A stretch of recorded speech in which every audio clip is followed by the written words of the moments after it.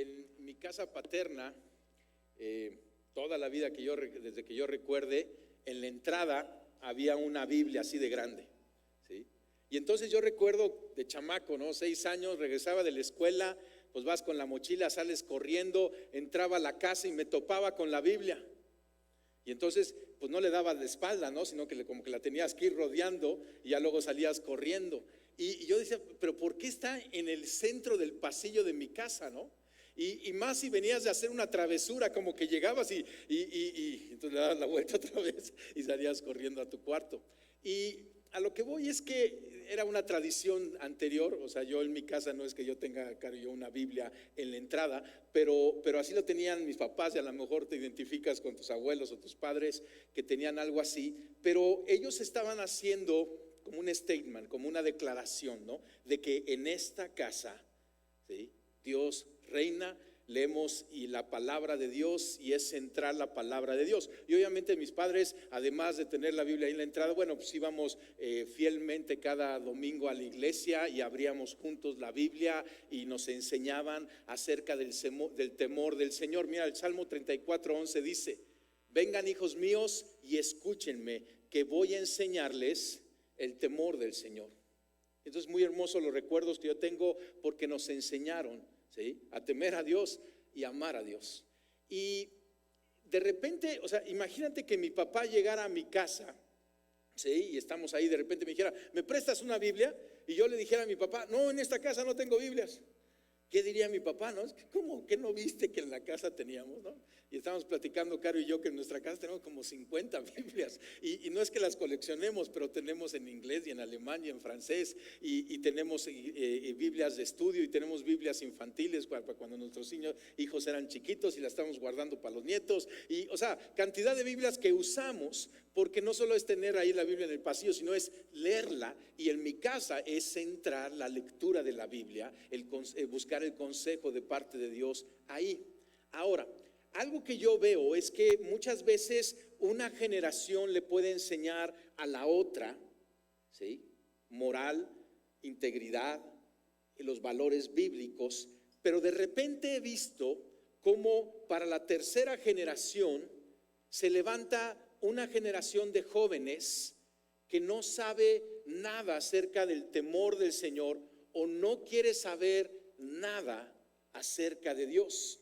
Y ¿sabes qué? Eso no es algo raro, eso lo vemos también en la Biblia, en un momento en donde estaba Josué, que era el líder del pueblo de Israel, que lo llevó a conquistar la tierra prometida, un hombre temeroso de Dios, que escuchaba la voz de Dios, honraba a Dios. Pero dice en el siguiente libro, después del libro de Josué, en el libro de Jueces, ¿sí?, y mira lo que dice: también murió toda aquella generación, como la generación de los patriarcas, y surgió otra generación que no conocía al Señor, ni sabía lo que Él había hecho por Israel. Qué fuerte, ¿no? O sea, porque vemos una generación, o sea, Josué cruzó el Mar Rojo ahí con el liderazgo de Moisés, y le tocó pasar por el desierto y comer el maná y ver el agua que salía de la peña, de la roca, y de repente su siguiente generación no conocía todo esto.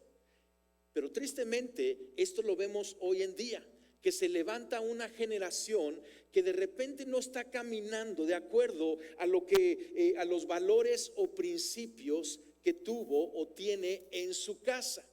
Y esto es por el secularismo. ¿Sí? Hemos hablado de este concepto secular, o el secularismo es el pensamiento sin Dios, así de sencillo. Eso es lo que significa, cuando tienes un pensamiento sin Dios. Pero lo que sucede es que si alguien dice no existe Dios, entonces la consecuencia es que no hay una autoridad que pueda dictar reglas, integridad, moral o valores. Y si no hay una autoridad, entonces nos podemos permitir redefinir la moral o los derechos de vida del hombre, o al hombre mismo y sus relaciones y el propósito que tiene el hombre. Y entonces mucho de lo que hoy vemos en la sociedad es eso. Por el pensamiento secular o el secularismo, ¿sí?, se están redefiniendo tantas cosas, y nuestros hijos en la universidad, en el estudio, en el entretenimiento, y todos nosotros también estamos siendo bombardeados. La casa cristiana está siendo bombardeada en cuanto a este pensamiento, y puede ser que se levante una generación, como leíamos en el libro de Jueces, que no conoce a Dios, que no tiene la palabra de Dios en sus vidas, ¿sí? Déjame hablarte de herencia a diferencia del legado.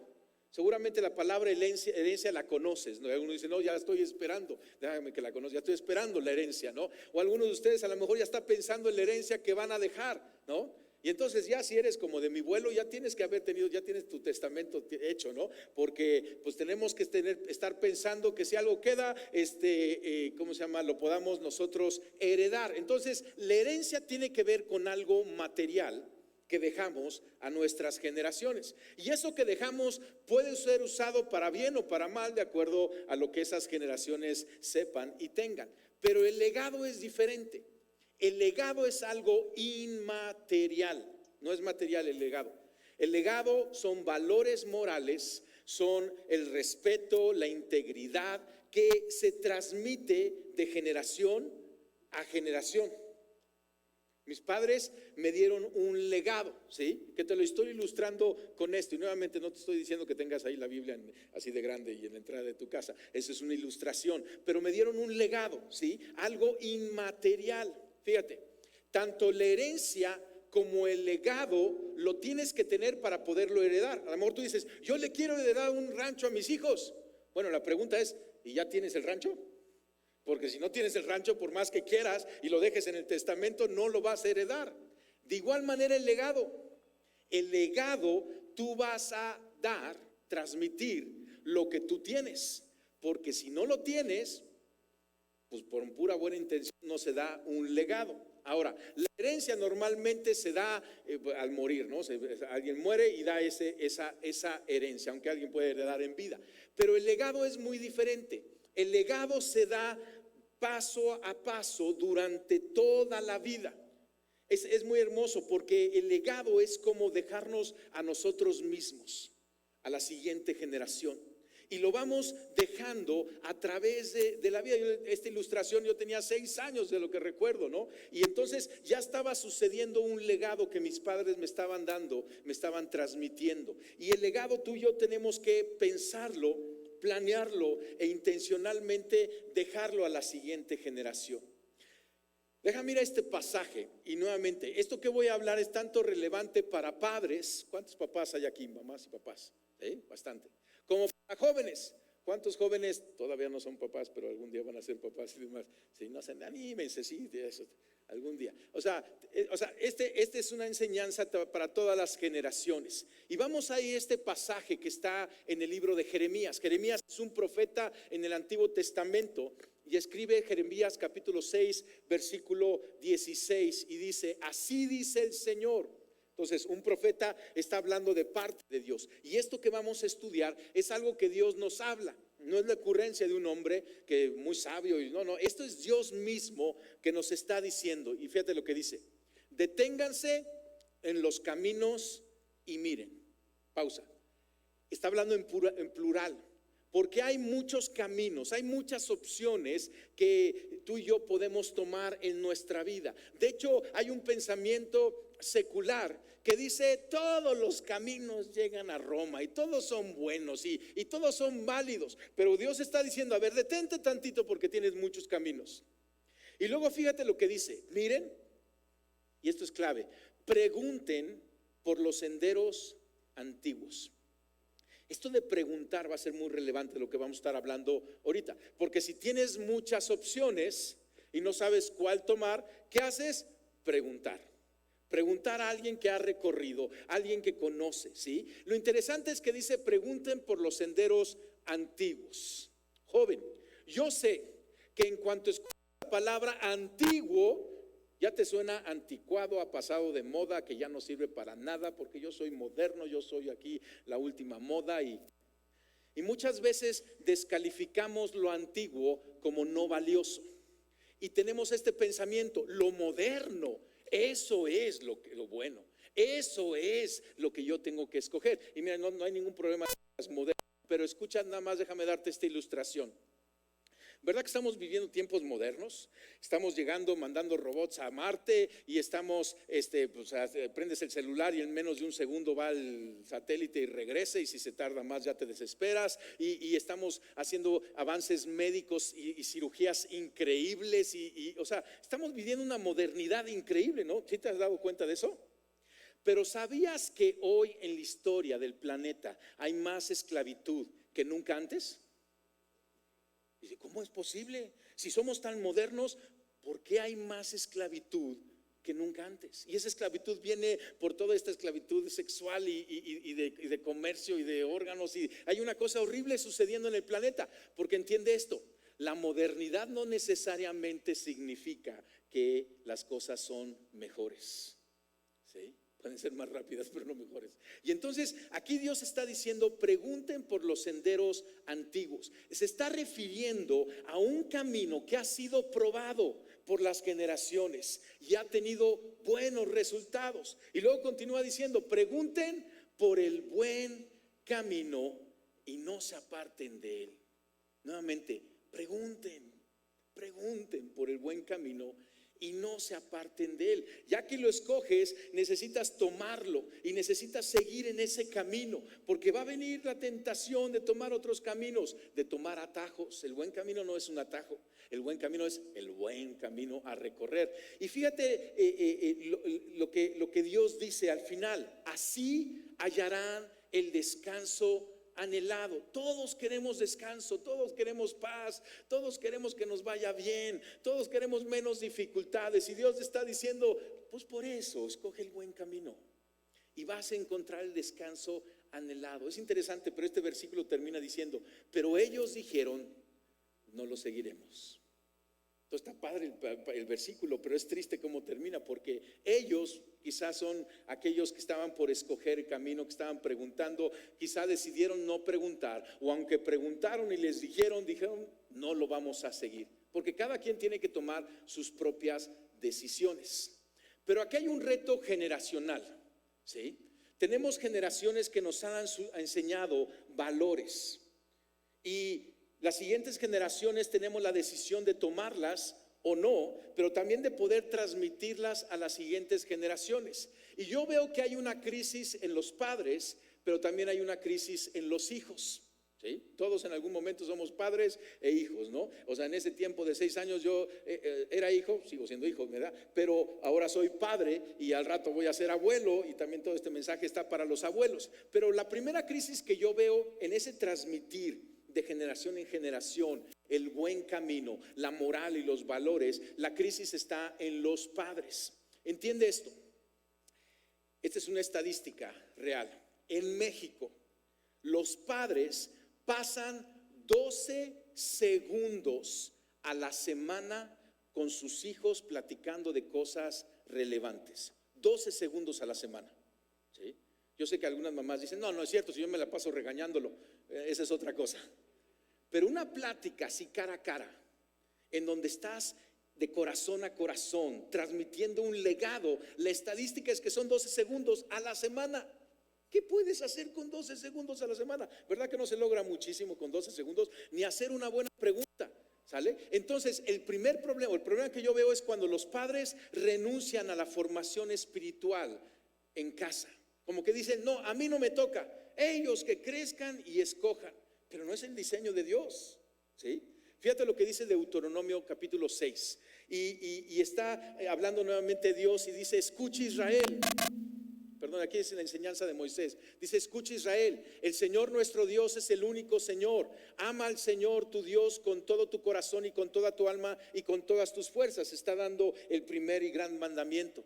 Y dice, grábate en el corazón estas palabras que hoy te mando, incúlcaselas continuamente a tus hijos, háblales de ellas cuando estés en tu casa y cuando vayas por el camino y cuando te acuestes y cuando te levantes.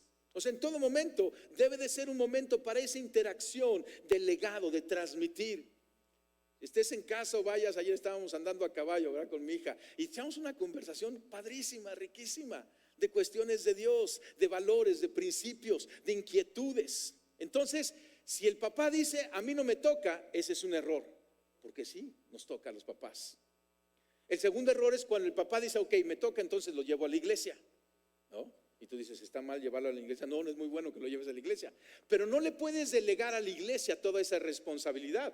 Necesitamos hacer equipo, la iglesia con los padres. Y qué bueno que lo traigas acá. Nuestros adolescentes están en su salón y los niños están en su clase dominical, y eso es bueno. Pero necesitas hacer equipo con la iglesia. Porque otro problema es cuando los padres dicen, ok, me toca a mí y voy a hacer equipo con la iglesia, pero no saben qué hacer, ¿sí? Bueno, para eso está la iglesia. Porque cuando el papá dice, esto es lo mío, le voy a entrar, ¿sí? Voy a dar un buen legado a mis hijos, entonces la iglesia va a ser más relevante. Porque la iglesia es una escuela en donde padres e hijos aprendemos en los principios bíblicos a funcionar de esta manera, ¿sí? Entonces, crisis en los padres, pero también puede haber crisis en los hijos, porque no toda la responsabilidad de los papás. Los hijos, nos dice este pasaje en Jeremías, dice, pregunten por los senderos antiguos. ¿A quién le toca preguntar? A los jóvenes, a los hijos, ¿sí? Ahora, Dios en su increíble diseño nos hizo seres preguntones, ¿sale? A mí me encanta preguntar y me encanta que me pregunten. Un niño pregunta 400 preguntas al día. Tú dices, ya sé por qué me desespera este chamaco. 400 preguntas al día, o sea, es una máquina de hacer preguntas, ¿verdad? Pero eso es algo increíble del diseño de Dios, porque el chiste es que el niño aprenda a preguntar y a no dejar de preguntar y a tener un ambiente donde hacer esas preguntas. Otro pasaje en Éxodo 13, y está enseñándole al pueblo de Israel, y esto es algo que los judíos hacen. Los judíos, cuando celebran, por ejemplo, sus fiestas, la Pascua judía, ponen a los niños enfrente y los adultos y los abuelos se sientan y los niños le empiezan a hacer preguntas. O sea, no nomás dicen, ahí les voy a echar un rollo de qué estamos festejando. No, los niños preguntan, oye abuelo, ¿y por qué es que festejamos esto? Oye abuela, ¿y por qué es que tomamos el pan sin levadura? Oye abuela, ¿y de dónde viene esto? ¿Sí? Mira lo que dice Éxodo 13, 14. El día de mañana, cuando sus hijos les pregunten, ¿y esto qué significa? Les dirán, el Señor desplegó su poder, nos sacó de Egipto, país donde fuimos esclavos. Entonces, los adultos debemos de estar contentos cuando los hijos y los jóvenes hacen preguntas. Joven, quizá tú estás aquí y tú dices, es que no tengo nadie en casa a quien preguntarle, ¿sí? Voltea. Todas estas gentes les puedes preguntar, yo te doy permiso. No te aseguro que te van a contestar todo, pero les puedes preguntar, ¿verdad que sí? O sea, y yo te digo como pastor, perdóname si no he escuchado esas preguntas, pero queremos escuchar esas preguntas. Entonces, como joven, tú tienes la responsabilidad de preguntar. Y decir, papá, ¿por qué trajiste la Biblia tan grandota? ¿Sí? Papá, ¿por qué es que te veo en la mañana, ¿sí?, echando un café, leyendo tu Biblia? ¿Qué es lo que escribes? Mamá, ¿por qué es que el domingo te pones más contenta que todos los días? ¿Sí? Y aunque estás cansada de la semana, te levantas temprano y te bañas y te arreglas, te pones guapa y nos llevas a la fuerza a la iglesia. ¿Qué hay en tu corazón? ¿Cuál es la pasión que hay en ti? ¿Por qué es que te veo derramando lágrimas cuando estás alabando ahí en tu cuarto, adorando? Hagan esas preguntas, jóvenes. Y pregúntate, ¿por qué leo esto y no lo entiendo? O sea, necesitamos estas generaciones, la joven y la adulta, tener esta dinámica. Y tenemos 3 herramientas para poder transmitir este legado, porque no nos podemos dar el lujo que se levante una generación que no conozca a Dios y se pierda. 3 herramientas. La primera, el testimonio. Hablamos el domingo pasado, ¿verdad? El poder del testimonio. ¿Qué ven tus hijos en casa? Acuérdate, el legado y la herencia no la puedes dar si no la tienes. Y a lo mejor tú dices, yo quiero dar un buen legado. Pues necesitas primero trabajar en ti. No puedes llevarlos a donde tú no has ido. Y por eso necesitamos ir para nuestro beneficio, pero para el beneficio de nuestras generaciones. ¿Te acuerdas del concepto del fruto? El fruto es lo que un árbol da que él mismo no se come. Y tú y yo tenemos que estar dando frutos para que estas generaciones nuevas se alimenten de eso. Voy a hacer una pregunta fuerte, ¿sí? ¿de qué manera le sirve a los de tu casa que tú seas cristiano? Entonces, órale, no, pues está muy fuerte eso. O sea, hay un beneficio, hay algo que ellos están viendo, ¿sí? ¿De qué manera les sirve? Porque estás viviendo una religión o estás viviendo una relación, porque están viendo tus hijos y las generaciones transformación en tu vida, ¿o no? Y entonces, eso es lo primero, testimonio.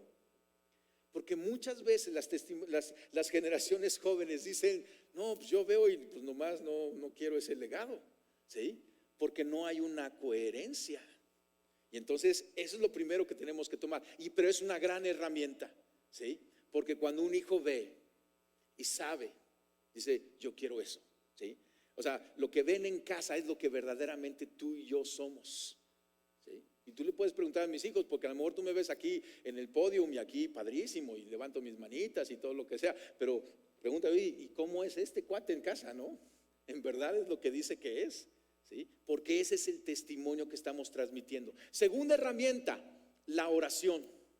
La oración es una herramienta que tenemos poderosa, y nuevamente para las dos generaciones, porque es una herramienta para que los padres bendigan a sus hijos, pero también es una herramienta para que los hijos peleen ese caminar en oración. Oramos padres por hijos e hijos por padres. Los padres, transforma tus sueños y deseos que tienes por tus hijos en oraciones. ¿Verdad que queremos lo mejor para ellos? Queremos que caminar bien y en éxito y en santidad y casarse bien. Bueno, ahora transfórmalo eso en oraciones. Jesucristo dijo, si ustedes creen, Mateo 21:22, si ustedes creen, recibirán todo lo que pidan en oración. Está muy bueno, hay un chorro de cosas que queremos pedir en oración, pero si eres como yo, lo primero y lo que más nos interesa es nuestra casa. Yo tengo una libreta de oración y ahí me gusta escribir mis oraciones, y cada página es un blanco de oración. Entonces tú estás en esta libreta de oración, ¿sale? Y no es que estés, no tengo tu nombre propio, ¿sí? Pero te tengo como familias de la iglesia y estoy orando por ti. Pero ¿sabes qué? Con toda sinceridad, no estás en la primera página, ni en la segunda, ni en la tercera, ni en la cuarta. A lo mejor estás como en la 15ª, ¿sale? Que eso es bueno, ¿no? ¿No te alegras? ¿Sí? Pero perdóname, pero las 5 primeras páginas de mi libreta de oración, en esas 5 primeras páginas, la primera está mi esposa y después están mis 4 hijos, ¿sí? Y ya uno de mis hijos está ahí con su nuera, con su esposa, ¿sí? Y yo estoy orando ahí. ¿Por qué están en las primeras páginas? Porque yo sé que si tengo poco tiempo, a ellos les toca oración. A lo mejor no siempre te toca oración a ti, porque estás en la 15ª. No, sí me da tiempo. Pero ¿me entiendes? O sea, no se me va a estar orando por ellos. La oración es como ponerle un toldo de protección a tu casa. Pregunta, ¿tu casa tiene ese toldo de protección? O si cae la tormenta y la lluvia y los rayos se dan una empapada tremenda. Cubre tu casa con oración. Ora por tus hijos específicamente, porque en esas conversaciones que tienes, ¿no? Y no tengo este examen, y tengo esta situación, o tengo esta duda, o tengo este encuentro, o tengo esta aflicción, y en esas cosas necesitas estar orando por tu casa. El testimonio, lo primero. Segundo es la oración. Y lo tercero, herramienta que tenemos, es el altar familiar. Y a lo mejor hemos hablado de esto del altar familiar, quizá tú no lo has escuchado. ¿Qué es el altar familiar? Es una reunión de familia periódica donde Dios está en el centro. O sea, no los reúnes para regañarlos, eso lo haces en otro tiempo. Los reúnes para hablar acerca de Dios. Y a lo mejor es en el camino, vas de viaje y sacas el tema de Dios. O a lo mejor estás desayunando ahí en casa un sabadito así rico y de repente uno de tus hijos empieza a hacer preguntas. Y son tiempos increíbles. E intencionalmente buscas alguna manera, ¿sí? A veces con hijos pequeños es más fácil, lo puedes hacer diario, conforme crecen, aunque sea una vez a la semana. Y ahorita mis hijos están en 4 diferentes geografías, ¿no? Contando nuestra casa. Y entonces es por Zoom y de repente se pone el reto, pero tratamos de pelearlo para estar transmitiendo. Dice Pablo en Efesios 6:4, padres, no hagan enojar a sus hijos con la forma en que los tratan, más bien críenlos con la disciplina e instrucción que proviene del Señor. Entonces, joven, para que uses este pasaje, ¿no? y le digas: papá, no me hagas enojar con la forma en que me tratas, más bien críame con la disciplina e instrucción que proviene del Señor. ¿Sí? ¿Te vas a animar, joven, a decir eso? Disciplíname, ¿no? Bueno, entonces, o sea, este proyecto de altar familiar es increíble, porque es un tiempo para estar ahí intencionalmente y promover una armonía familiar que te va a proteger en tiempos de crisis. Un lugar donde se va a ofrecer más conocimiento de la Biblia, poco a poco y en conjunto. No tienes que ser el experto. Lo que tienes que dar es un lugar donde puedan hacer preguntas. Y si te hacen una pregunta difícil, como a mí me la han hecho, ¿sí? Siempre puedes decir: déjame te la investigo. Y la investigas, ¿sí? Y después la contestas. Pero hay más apertura para estudiar la Biblia. Ahí lo que se va a provocar es una vida de santidad, porque vamos caminando en esos estándares de moral. Se va a dar sabiduría en cómo enfrentar la vida. Necesitas ayudar a tus hijos a interpretar la vida con la cosmovisión cristiana y decir: pero ¿por qué está pasando esto? ¿Y por qué hay este conflicto? ¿Y por qué hay esta marcha? ¿Y por qué pasaron esta ley? ¿Y por qué observo esto en la escuela? Y en casa es un lugar apto para hacer esas preguntas e interpretar la vida juntos. Joven, necesitas hacer esas preguntas en casa, porque muchas veces se lo estás haciendo a tus amigos y eso no es malo, ¿sí? Pero creo que hay más sabiduría en casa. Hazlo en casa y platiquen ahí, ¿sí? Que haya apertura para discutir asuntos difíciles. ¿Verdad que hay asuntos difíciles? ¿Verdad, papá? Que hay preguntas como dice: ojalá que no me pregunten esto, ¿no? Porque esto está re difícil que está sucediendo hoy en día en la sociedad. Pero si no lo preguntan en casa, ¿dónde lo van a preguntar? ¿Y dónde van a poder tener una respuesta honesta y sincera? ¿Sí? Provocar intimidad más cercana también entre padres e hijos. Yo doy gracias por mis padres, porque siempre tuvieron un oído para todas mis preguntas. Ellos me hicieron sentir que no había malas preguntas. ¿Entienden? No hay malas preguntas, solamente hay preguntas y no preguntas. Haz preguntas. Y tenemos que dar ese lugar donde se aprende a recordar, compartir, agradecer y esperar en Dios. Y todos juntos estamos ahí en oración y en expectativa, donde se cuentan e interpretan historias del reino de Dios. Porque muchas veces ante las preguntas: ¿sabes qué? Vamos a ver lo que Pablo hizo en el momento que estaba en la cárcel, y sacamos historias y vamos interpretando esas historias para ayudarnos a cómo vivir nosotros. Es un lugar donde hay una celebración familiar, donde recordamos lo bueno que Dios ha sido con nosotros, la salvación de Cristo y cómo nos ha mantenido.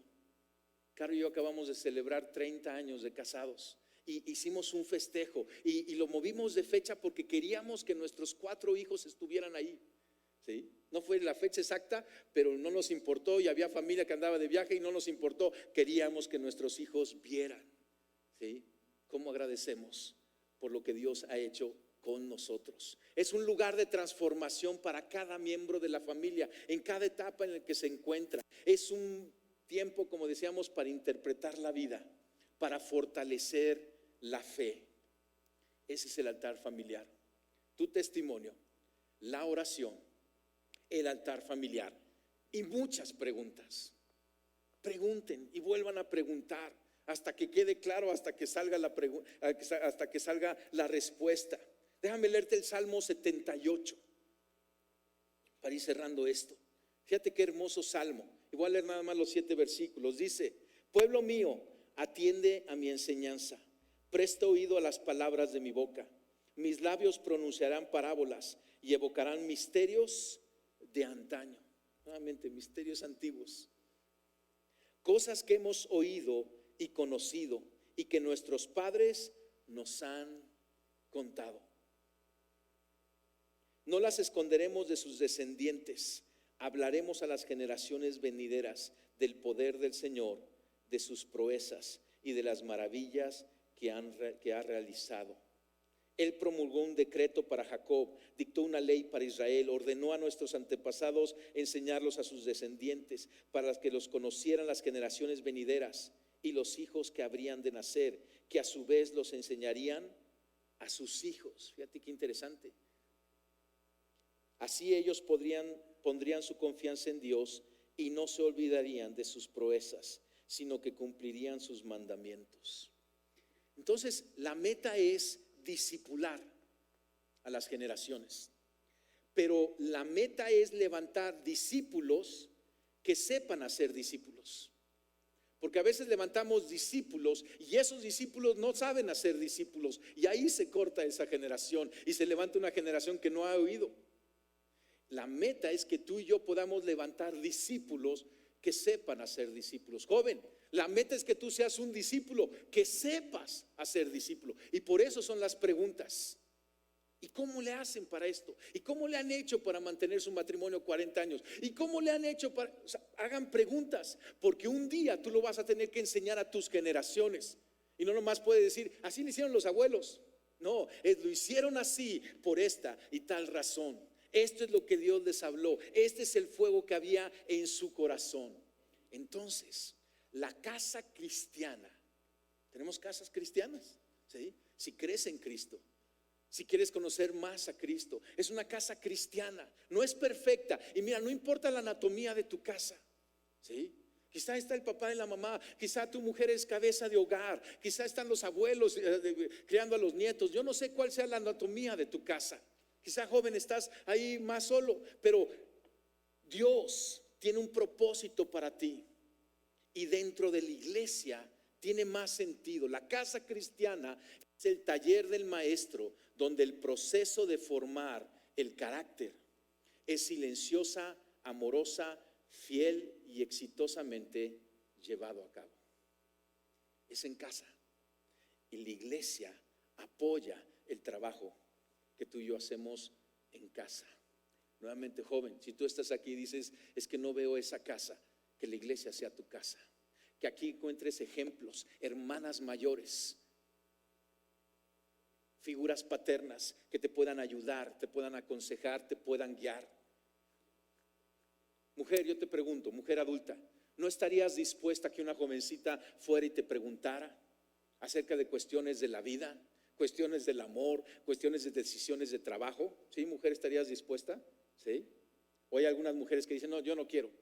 ¿Verdad que todos estaríamos dispuestos? Varón, ¿no estás dispuesto a poder ser padre para más de los que tienes en casa? Y poder ser de bendición y guiar y aún orar. Ese es el diseño hermoso de la iglesia, cooperando con los hogares. Y nosotros habremos hecho bien, iglesia, si la generación de ustedes jóvenes se levanta enseñando a sus hijos y a los hijos de sus hijos de esta manera. Ya habíamos cumplido. Ahora, déjame hablarte del camino, porque estamos hablando del buen camino. O sea, pregunta por el buen camino. O sea, no te apartes de él. En un momento, el apóstol Tomás, que hacía muchas preguntas, Tomás, y tenía muchas dudas. Tomás le pregunta a Jesucristo, porque Jesucristo les está enseñando en el capítulo 14 acerca de que ya iba a venir la cruz y que iba a ir al Padre. Y el apóstol Tomás se para y le dice, Jesús, no sabemos a dónde vas, ¿cómo vamos a saber el camino? Y Jesucristo le da una respuesta tan poderosa. Y le dice Tomás, dice, yo soy el camino. Juan 14:6, yo soy el camino, la verdad y la vida, le contestó Jesús, y nadie llega al Padre sino por mí. Jesucristo es el camino, familia. Él es la vida, Él es la verdad. Y es interesante este concepto, pero ¿cómo una persona puede ser un camino? Sí, lo que Él representa, lo que Él hizo, lo que Él logró, lo que Él enseñó, es ese camino por el cual tú y yo caminamos. Está pavimentado con la verdad del cielo y el poder de la vida del Espíritu Santo. Y tú y yo tenemos que caminar en Él. Y yo quiero hacer una pausa aquí y cierra tus ojos, porque quizás estás aquí y estás reconociendo este camino. Quizá ves que has intentado tantos caminos y hoy ves que vas a un destino específico. Quieres llegar ahí y reconoces este camino de vida y de verdad que es Jesús. Y yo quiero que hagamos una oración, porque la Biblia dice que si tú confiesas con tu boca que Jesús es el Señor y lo crees en tu corazón, entonces viene esta salvación. Es por fe que tú y yo iniciamos y damos el primer paso en este camino de vida y verdad que es Jesús. Y yo quiero guiarte en una oración. Ahí con tus ojos cerrados, haz una oración dirigida al Padre y dile: papá Dios, yo te doy gracias porque hoy has hablado a mi vida. Gracias, Señor, porque estás poniendo delante de mí el buen camino y yo no me quiero apartar de él. Perdóname, Padre, por haber caminado en tantos malos caminos a mi manera. Yo te pido perdón, me arrepiento. Y Jesús, yo a ti hoy te nombro mi Señor y mi Rey. Quiero que vengas a mi vida, que gobiernes mi vida. Señor, enséñame a caminar en ti, en tu enseñanza, en lo que tú eres y representas, y en el plan de salvación del Padre para mi vida. Amén. Amén. Con esa oración comienzo un caminar de fe en Cristo. Y en la iglesia, cada domingo y entre semana en los grupos pequeños, estudiamos cómo es esto de caminar en Cristo. ¿Cómo es esto de recibir su verdad? ¿Cómo es esto de disfrutar su vida? Pero yo creo que hagamos otra oración y oremos por nuestra casa. Muchas veces oramos por la iglesia y eso es bueno, pero vamos a orar por tu casa y que tú hagas una oración por tu casa.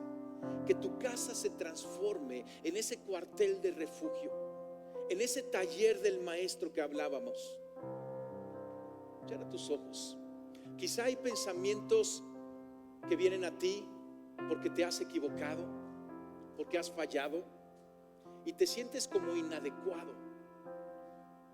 Pero ¿sabes qué? Si te has arrepentido y has recibido el perdón del Padre a través de Jesucristo y su cruz, ahora eres hecho una criatura nueva. Las cosas viejas pasaron. Y no dejes que te descalifique ningún pensamiento, porque Dios te ha dado esa responsabilidad. Dios te ha dado esa bendición de tener hijos.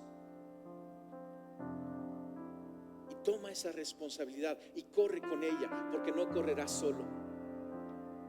Y vamos a orar. Señor, te damos gracias por este privilegio que nos has dado de poder tener generaciones, Señor. Y hoy vemos la importancia de dejar un legado, el legado espiritual, el legado de vida eterna, el legado de caminar en el buen camino que es Cristo, Señor. Y clamamos a ti para que nos ayudes. Primero, como padres, clamamos: Señor, ayúdanos a poder guiar a nuestras generaciones con testimonio, con el poder de la oración, e intencionalmente a través de esas conversaciones en casa. Señor, perdónanos si hemos tenido temor. Hoy entraremos valientemente, confiando que tú nos guiarás, que tú hablarás, que tú responderás.